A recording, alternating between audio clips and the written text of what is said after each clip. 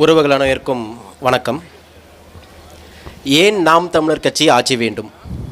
அதாவது தமிழகத்துக்கும் தமிழ் மக்களுக்கும் எதற்காக நாம் தமிழர் கட்சி ஆட்சி வேணும்? இப்போ வந்ததுலேருந்து என்ன பேசிகிட்டு இருக்கோம்னு பார்த்தீங்கன்னா, கிட்டத்தட்ட ஒரு 10 ஆண்டுகளுக்கு முன்னாடி ஆந்திராவில் செம்மரம் கடத்தினாங்கன்னு சொல்லி ஒரு 4 தமிழர்களை சுட்டு கொண்டாங்க. இதை பற்றி பேசுறதுக்காக தான் நாம் தமிழர் கட்சி ஆட்சி வேணுமா? இல்லை ஈழத்தில் நம்ம சொந்தங்களை கொத்து கொத்தாக கொன்று குவிச்சாங்க, இதை பற்றி மட்டுமே பேசிகிட்டு இருக்கிறதுக்கு நாம் தமிழர் கட்சி ஆட்சி வேணுமா? இல்லைனா காவேரியில் தண்ணி கேட்டால் கர்நாடகாவில் எந்த மூல முடுக்கில் தமிழை இருந்தாலும் வீட்டுக்குள்ளே பூந்து வெளியே இழுத்து போட்டு அடிக்கிற அளவுக்கு ஒரு அராஜகம் பண்ணுவாங்க. அதை எதிர்த்து நின்று சண்டை செய்யறதுக்கு மட்டும்தான் நாம் தமிழர் கட்சி வேணுமா? இல்லை இது என் நாடு, ஏன் மண், ஏன் நிலம், இதை நான் தான் ஆளுவேன், ஒரு தமிழன் தான் தமிழகத்தை ஆளணும், தமிழ்நாட்டை ஆளணும்னு இதை மட்டுமே பேசிகிட்டு இருக்கதா நாம் தமிழர் கட்சி வேணுமா? அதுக்கு மட்டும்தானான்னு கேட்டிங்கன்னா கிடையாது, கண்டிப்பாக கிடையவே கிடையாது. சுதந்திரத்துக்கு முன்னாடியும் சரி, சுதந்திரம் பெற்றதுக்கு அப்புறமாகவும் சரி, இந்த மண்ணையும் மலையையும் மக்களையும் நீரையும் இந்த அரசியல்வாதிகளும் சரி, அது ஆங்கிலேயர் காலத்திலேருந்தே அப்படி தான். இந்த அரசியல்வாதிகள் வரைக்கும் மண் காசு, மலை காசு, காடு காசு, தண்ணி காசு. மலையா குவாரி கொடுத்துரு, வெட்டிரு, வித்துரு. மண்ணா அல்லு, லாரி லாரியா அல்லு, லாரி லாரியா கடத்து, வீட்டுக்கு கொடுத்துரு, வித்துரு, காசு. மரமா வெட்டு, காடா வெட்டு, எல்லாத்தையும் ஃப்ளாட் போட்டு வித்துரு, காசு. இதுவாக மட்டுமே மண்ணையும் மலையையும் ஏன் இந்த மக்களை கூட காசாக மட்டுமே பார்த்துட்டு இருந்த அரசியல்வாதிகளுக்கும் அரசியல் கட்சி தலைவர்களுக்கும் நடுவில் மண், மலை, காற்று, நீரின அத்தனையும் எந்த ஒரு தனி மனிதன சொத்தும் கிடையாது, அது ஒட்டுமொத்த மனித குலத்தின் சொத்துன்னு சொல்லி ஒருத்த எந்திரிச்சு வந்து நின்னான். அதுதான் அண்ணன் சீமான், அதுதான் நாம் தமிழர் கட்சி. இந்த மண்ணும் இந்த மரமும் இந்த மலையும் இது எனக்கானது மட்டுமல்ல, இது ஒட்டுமொத்த மக்களுக்கானது, இது ஒட்டுமொத்த உலக மக்களுக்கானது. இது எப்படி என் கையில் இருக்கோ இதை அப்படியே திருப்பி என் அடுத்த சந்ததிக்கு நான் கொடுத்துட்டு போவேன், கொடுத்துட்டு போகணும் அப்படின்னு புரிய வச்சு என்னை இங்கே நிற்க பேச வச்சது சீமானும் நாம் தமிழர் கட்சியும் தான். இதுக்காக வேணும் நாம் தமிழர் கட்சி. இதோட முடிஞ்சிச்சா? இது மட்டும்தான் நான் கேட்டாலுமே கிட்டத்தட்ட ஒரு 50லிருந்து 55 வருஷமாக இந்த 2 திராவிட கட்சிகளும் மாறி மாறி நம்மளை ஆட்சி செஞ்சுட்டு இருக்காங்க. இந்த 2 திராவிட கட்சிகள் மாறி மாறி ஆட்சி செஞ்சும் கூட, வருஷத்துக்கு 365 நாள் வேலை செஞ்சும் கூட, பொங்கல் வந்துட்டா இத்துருண்டு இவ்வளோதான் இருக்கும். அந்த இத்துருண்டு கரும்புக்கும் இத்துருண்டு வெள்ளத்துக்கும் இவ்வளோண்டு அரிசிக்கும் போய் ரேஷன் கடைவாசியில் கை தூக்கி நின்றுட்டு இருக்கணும். 365 நாள் வேலை செய்கிறோம் வருஷத்துக்கு, லீவ் கிடையாது. 365 நாள் கூலி வேலை செய்கிறோம் வருஷத்துக்கு. அப்பவும் ஒரு பொங்கலுக்கு ஒரு கட்டு இல்லை, ஒரே ஒன்று இல்லை, இத்துருண்டு கரும்பு கூட வாங்கறதுக்கு பக்கற்ற நிலையில் உங்களை வச்சிருக்காங்கடா, கோவப்பட்டு எந்திரிச்சு வாங்கடா அப்படின்னு சொல்றதுக்கு நாம் தமிழர் கட்சி தேவைப்பட்டுச்சு. அது நாம் தமிழர் கட்சியோட வேலை. இல்லை இதோட முடிஞ்சுதா? இல்லை இதெல்லாம் நமக்கு நினைவில் இருந்துகிட்டே இருக்குமான்னு கேட்டால் மறந்துடுவோம். சிம்பிள், அவ்வளோதான். எத்தனை மேடைகள் போட்டாலும், எத்தனை பேர் பேசினாலும், எத்தனை பெரிய தலைவர்கள் பேசினாலும், எத்தனை சின்ன பசங்க பேசினாலும் அது அன்னைக்கு நிற்கும், அடுத்த நாள் நிற்கும். இல்லை ஏதாவது கான்ட்ரவர்சியாக இருந்தால் ஒரு 10 நாள் நிற்கும், அத்தோட மறந்துடுவோம். திரும்ப அடுத்த தேர்தல் வரும், திரும்ப அவங்க நம்ம வீட்டுக்கு வருவாங்க, திரும்ப நம்ம கையில் 1000, 500, 1500 கொடுப்பாங்க. நம்ம எல்லாத்தையும் மறந்துட்டு ஓட்டு போட போவோம். எப்பா அவன் தான் மிக்சி கொடுக்குறான்ல, அப்புறம் போய் அவனுக்கு ஓட்டு போட வேணான்னு ஏன் சொல்கிற? அவன் தான் கிரைண்டர் கொடுக்குறான்ல, அப்புறம் போய் அவனுக்கு ஓட்டு போட வேணான்னு ஏன் சொல்கிற? ஒரு மிக்சி இப்போது 800 ரூபாயிலிருந்து கிடைக்கும், ஒரு கிரைண்டர் 2000 ரூபாயிலிருந்து கிடைக்கும். இல்லை அவன் கொடுக்குற ஆடோ மாடோ கோழியோ கம்மலோ தொங்கட்டாவோ குப்பையோ எதாக இருந்தாலும் சரி, ஒரு சரியான வேலை இருந்தால் அது அத்தனையும் நம்மனாலே வாங்கிக்க முடியும்.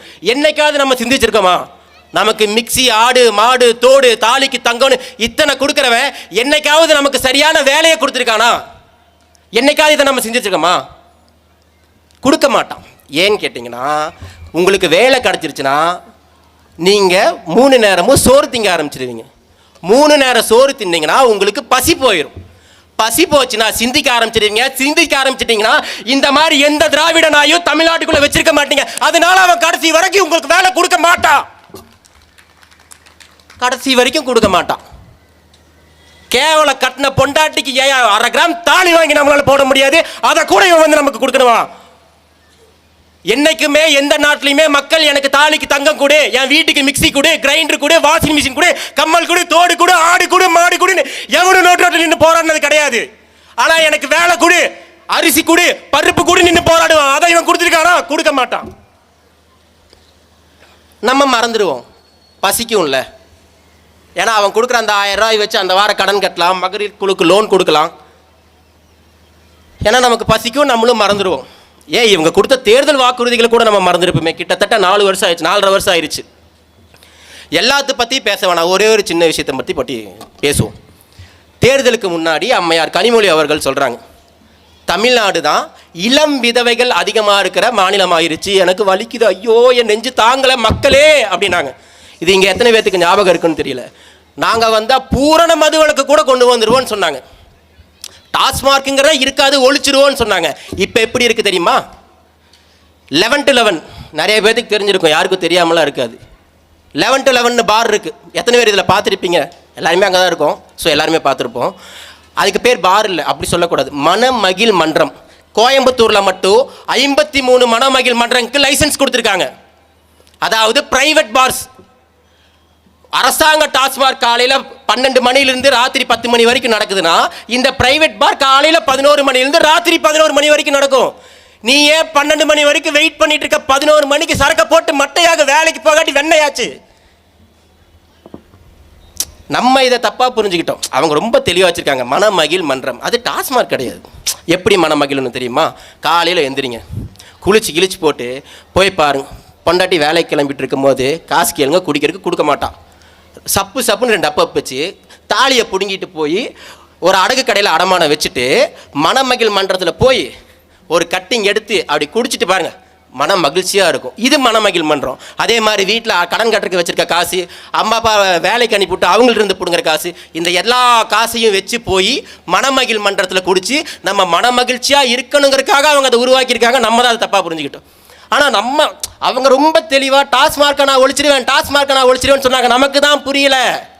இப்போ அதுக்கு பேர் டாஸ்மார்க் இல்லை, மணமகிழ் மன்றம். அவன் ஒழிக்கிறத பற்றி சொல்லலை, அந்த பேரை அழிக்கிறத பற்றி சொல்லியிருக்கான். அவன் கரெக்டாக தான் இருந்திருக்கான். நம்ம தான் அதை திரும்ப தப்பாக புரிஞ்சுட்டு இருக்கோம். அந்த டாஸ்மார்க்கு, அந்த மணமகிழ் மன்றத்தை தவிர மற்ற எந்த இடத்துல பார்த்தாலும் எல்லா இடத்துலையும் திராவிட ஸ்டிக்கர். அதோ பார் திராவிட கோயில், அதோ பார் திராவிட கட்டடக்கலை, அதோ பார் திராவிட நாய், அதோ பார் திராவிட சாணின்னு எல்லாத்துலேயும் திராவிடம். முதல்ல இந்த திராவிடனா என்ன? இப்போ வேற அது நிறைய பேர் பேசுனாங்க. முதல்ல திராவிடனா என்ன? இந்தியாவில் இருக்கிற தென் மாநிலங்களில் ஒரு 5 மொழி பேசுகிற கூட்டத்தை திராவிட கூட்டம்னு சொன்னாங்க. தமிழ், தெலுங்கு, கன்னடம், மலையாளம், துளு. இதில் தமிழிலிருந்து வந்தது தான் மீதமுள்ள மொழிகள் எல்லாம். எந்த தெலுங்கருமே தன்னை திராவிடர்னு ஒப்புக்கொள்ளலை, எந்த கன்னடமுமே தன்னை திராவிடர்னு ஒப்புக்கொள்ளலை, எந்த மலையாளம் பேசுகிற மலையாளியும் தன்னை திராவிடர்னு ஒப்புக்கொள்ளலை. தெலுங்கு பேசுகிறவர் தெலுங்கர், கன்னடம் பேசுகிறவர் கன்னடர், மலையாளம் பேசுகிறவர் மலையாளினா, தமிழை நான் மட்டும் என்ன வெங்காயத்துக்கு திராவிடனாக இருக்கணும்? இது ஏன் மண்ணு, நான் தமிழ, இது ஏன் மண்ணு. இது பிரபாகரன் மண், வாவு சிதம்பரனார் மண், காமராஜர் மண், கக்கன் மண், நாளைக்கு எங்க அண்ணன் மண். அரியணை ஏறும் போது 2026 அப்புறம் இது செந்தமிழன் சீமானின் மண். சும்மா எங்க பார்த்தாலும் எகத்தாலும் பேசிட்டு சுத்திட்டு இருக்கிறது. எங்க மண்ணு, எங்க மக்கள். ஐயோ நாங்க வந்துதான் உங்களை படிக்கவே வச்சோம், எங்க அண்ணன் மேடைக்கு மேடை சொல்லிட்டு இருப்பாரு, எப்பா நீங்க வந்து படிக்க வைக்கல, எங்க தாத்தா காமராஜர் படிக்க வச்சார். இல்ல பெரியார் வந்து தான் படிக்க வச்சார். இல்ல பெரியார் தான் படிக்க வச்சார். மனுஷன் பார்த்தாரு, இடுப்புல ஒரு பானையையும் கையில ஒரு அருவாளையும் எடுத்துட்டு பனை ஏறிட்டார். ஏறணுன்னு, ஐயோ காமராஜர் படிக்க வச்சார், நீ குடிக்க சொல்றியா, வா வலிக்கு. இத்தனை நாள் படிக்க வச்சுட்டு இருந்த பெரியார் படிக்க வச்சார்னு உவாயில் இருந்தே இப்ப காமராஜர் தான் படிக்க வச்சார், பெரியார் படிக்க வைக்கலைன்னு வந்துச்சா? 5000 ஆண்டுக்கு முன்னாடி ஒரு இரும்பை எந்த டிகிரி செல்சியஸ்ல உருக்கணும், அது எந்த டிகிரி செல்சியஸ்ல உருக்கி எப்படி அடிச்சா அது வாளாகும், வில்லாகும், வேலாகும் தெரிஞ்ச தமிழனுக்கு யார் வந்து படிப்பு சொல்லி கொடுத்தது? பெரியாரா? மேடைன்னு பார்க்குறேன். இதெல்லாம் விட்டுரும், இது எல்லாத்தையும் நம்ம மறந்துடுவோம். வழக்கம் போல இந்த இன்னொரு விஷயம் ரொம்ப தெளிவுபடுத்தணும்னு நினச்சி, எலெக்ஷன் வந்துருச்சு. எலெக்ஷன் இன்னும் கிட்டத்தட்ட 1 வருஷம் இருக்கும் போதே கூட்டணி பற்றின பேச்சுவார்த்தைகளும் யுத்திகளுமே அதிகமாக போயிட்டு இருக்கு. நான் சிம்பிளாக தெரியாமல் கேட்குறேன். காங்கிரஸ்னு ஒரு கட்சி இருந்துச்சு. அந்த கட்சியை எதிர்த்து, அந்த கட்சியோட கொள்கைகளை எதிர்த்து திராவிடர் கழகம்னு ஒரு இயக்கம் உருவாச்சு. அந்த திராவிட கழகத்திலிருந்து வெளியே வந்து திராவிடர் முன்னேற்ற கழகம்னு ஒன்று உருவாச்சு. அந்த திராவிட முன்னேற்ற கழகத்தை எதிர்க்கிறதுக்காக அண்ணா திராவிட முன்னேற்ற கழகம்னு ஒன்று உருவாச்சு. இது எல்லாத்துக்குமே தெரியும். அதுக்கப்புறம் வந்த கட்சிகள்லாம் எங்கிருந்து வந்துச்சு? திராவிட கழகத்தை எதிர்க்கிறதுக்கும் திராவிட முன்னேற்ற கழகத்தை எதிர்க்கிறதுக்கும் இல்லை அண்ணா திராவிட முன்னேற்ற கழகத்தை எதிர்க்கிறதுக்கும் தான் வைகோ அவர்கள் வந்தாங்க, திருமாவளவன் அவர்கள் வந்தாங்க, அன்புமணி ஐயா வந்தாங்க, எல்லாரும் வந்தாங்க. இப்போ அப்படி இவனை நான் எதுக்க வரேன், நான் தான் சரியான தீர்வு, அவங்க தீர்வில்லைன்னு சொல்லி கடைசியாக வந்த மக்கள் நீதி மையம் வரைக்கும் திருப்பி அவங்க கிட்டேயே போய் சரணடைஞ்சு நிற்கும் போது 15 வருஷம் ஆச்சு. தோத்தாலும் பரவாயில்ல, என் மக்களுக்காகவும் என் மண்ணுக்காகவும் எந்த சமரசம்னு செய்யாமல் நிற்பான்னு சொன்னாங்களே, இதுக்காகவும் தான் இந்த மண்ணுக்கும் மக்களுக்கும் நாம் தமிழர் கட்சியும் சீமானின் தேவையும் அதிகமாக இருக்கின்ற அதிகமாக இருக்கு. எங்களை கொண்டு போய் 1 சீட்டுக்கு 2 சீட்டுக்கு 1000க்கு 2000க்கு அடமானம் வைக்கல. எங்க திராவிட கழக வாசலுக்கு முன்னாடியும் போய் இந்த கமலாலய வாசலுக்கு முன்னாடியும் போய் கையேந்தி நிக்கல. இறுதி வர முயற்சியில உறுதியா நின்றுட்டு இருக்க. நாளைக்கு எங்க அண்ணன் இல்லாட்டி அடுத்து இருக்கிற தலைமுறைகள் நான் போன அடுத்திருக்கவன் என்றோ ஒரு நாள் இந்த கனவு நிறைவேறிய தீரும். அன்னைக்கு வரைக்கும் ஓய மாட்டோம். வெளியே வந்து பேசுங்க, கத்துங்க, கேளுங்க, கேள்வி கேளுங்க. ஏன் இன்னும் அடைஞ்சிருக்கீங்க, எதுக்கு பயம், என்ன பண்ணிடுவாங்க? நமக்கு தேவையான உரிமையை என்னைக்குமே பிச்சை எடுத்து பெற முடியாது. கோயில்ல ஆட்டதான் வெட்டுவோம், புளிய வெட்டினா சரித்திரம் இல்ல. நமக்கு சோத்துல மட்டும் இல்ல, பாட்டுல கூட வீரத்தை ஊத்தி பாடு வச்சிருக்காங்க. நம்ம முன்னோர்கள் பாட்டு முதற்கொண்டு நமக்கு வீரத்தை ஊட்டி பாடி வச்சுட்டு போயிருக்கான். இவன் என்னைக்காவது ஒரு நாள் எதுவும் தெரியாம எல்லாத்தையும் மறந்து தறிகட்டு நிற்பான். அப்ப இது அவனுக்கு தேவைப்படும் பாட்டு முதற்கொண்டு வீரத்தை ஊத்தி வச்சுட்டு போயிருக்கான். நமக்கு தூங்கும் புலியை பறை கொண்டு எழுப்பினோம், தூய தமிழரை தமிழ் கொண்டு எழுப்புவோம். தீங்குறு பகைமை இவனின்றி நீக்குவோம், செந்தமிழ் உணர்ச்சி வேல் கொண்டு தாக்குவோம். பண்டை பெரும்புகள் உடையோமா இல்லையா, பாருக்கு வீரத்தை சொன்னோமா இல்லையா, எண்டிசை வாய்மையால் ஆண்டோமா இல்லையா, எங்களுக்கு இங்குள்ள நரிகளால் தொல்லையான் எழுதி வச்சுட்டு போனான். பூட்டிய இரும்பு கூட்டின் கதவு திறந்தது சிறுத்தையே, வெளியே வா. எளியன உன்னை இகழ்ந்தவன் நடுங்க, புலியன செயல் செய்திட புறப்படு வெளியே. நல்லினை பகலினை நற்றில் என்று சிம்புட் பறவையே எழு, சிறகை விரி, சிங்க இளைஞனே திருப்பு முகம் திறவிழி, இங்கும் நாட்டிற்கு இலி கழுதையாச்சியான்னு கேட்டா, இந்த கழுதை நாய் நரி மண்ணை வெட்டி இருக்கிறவன், மலையை வெட்டி இருக்கிறவன், ஆத்த திடி இருக்கிறவன், ஒட்டு மொத்தம் பேரையும் வேட்டையாரி வாழையில விரிச்சு குலசாமிக்கு அண்ணனுக்கும் வாழையில படையல் போல நான் பிரபாகர பிள்ளைகளா சவால் சவால். அப்புறம் இறுதியா இப்போ வந்த புது பசங்களுக்கு ஒன்று சொல்லணும்னு நினைக்கிறேன். 36 லட்சம் ஓட்டு வாங்கி தமிழகத்தோட 3வது மிகப்பெரிய கட்சியாக நாம் தமிழர் கட்சி இருக்கிறதா உங்களுக்கு தெரியும். அதுக்கு முன்னாடி நாம் தமிழர் இயக்கம்னு ஒன்று இருந்துச்சு. அது எப்படி இயங்கிட்டு இருந்துச்சுன்னு இங்கே இருக்கிற நிறையா பேத்துக்கே தெரியும். எத்தனை வழக்குகள், எத்தனை உடைப்புகள் எல்லாம் நிறையா நான் அதை பற்றி சொல்ல விரும்பல.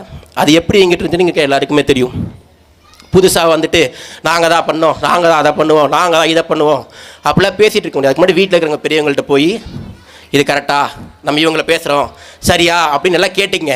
ஏன்னா நாங்கள் மக்கள் பார்க்கணுன்னு மேலே வந்தவங்க இல்லை, எங்கள் மக்களை பார்த்துக்கிறதுக்காக மேலே வந்தவங்க. மேடை ஏறினா என் மக்கள் என்னை பார்ப்பான்னு மேடை ஏறல, என் மக்களை நான் பார்த்துக்கணும்னு மேடை ஏறினாங்க. நாங்கள் we are not same bro, we are not same. நன்றி. நாம் தமிழர்.